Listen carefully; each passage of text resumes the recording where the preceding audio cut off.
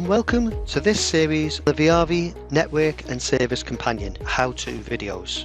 This session will show us how to test Wi-Fi, and as you can see here, we're connected to the companion via the mobile tech app, and we simply select OneCheck Wi-Fi.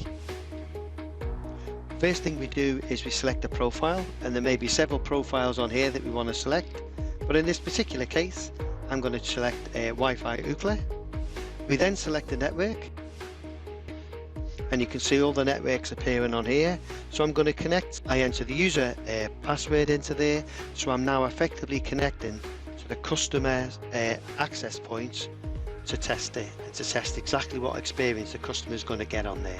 And you can see I've already been allocated an IP address, you can see, that ends in 128.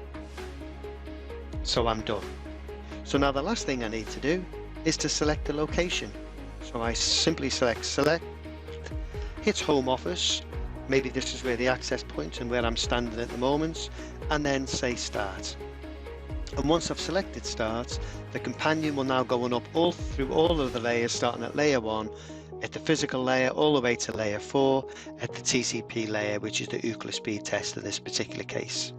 So you can see at layer 1, you can see there's a physical signal level there of -36 dBm, and that's okay, so we've got a green tick.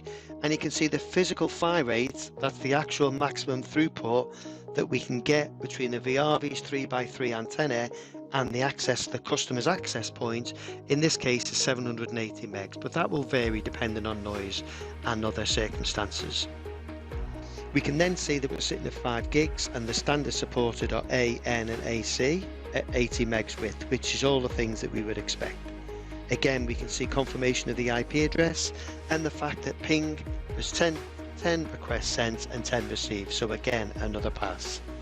And finally we run a UCLA speed test, which for the upstream was just over 409 megs, and for the downstream was just under 505 megs downstream. So you can see there that the test is completed and everything has passed okay. Nice and clear for the engineer to see.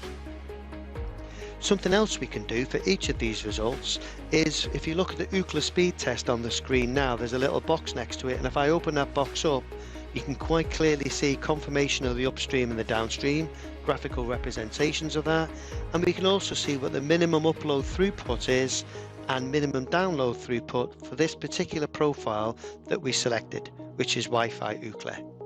So everything passed okay. So the last thing I need to do now is hit the save option, and you can see location has been saved. And probably what the engineer would do now would select another location. Maybe now he'd move to the dining room and again hit start. So we're effectively testing exactly what experience the customer is going to get from each of the rooms that the customer wants to use as part of their service. So again, we'll see the same sort of thing, starting off at the physical layer and working all the way and up to layer 4, the TCP UCLA layer. And there you can see all the details appearing exactly the same as before, but now you can see we're running this test from the dining room, and this test takes in total less than a minute to run. So you can see we're just finishing off now. Everything's passed so far.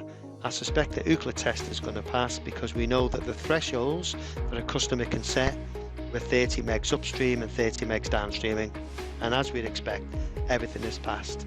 So again, we're going to save now, so save that location for us, and perhaps we're finished.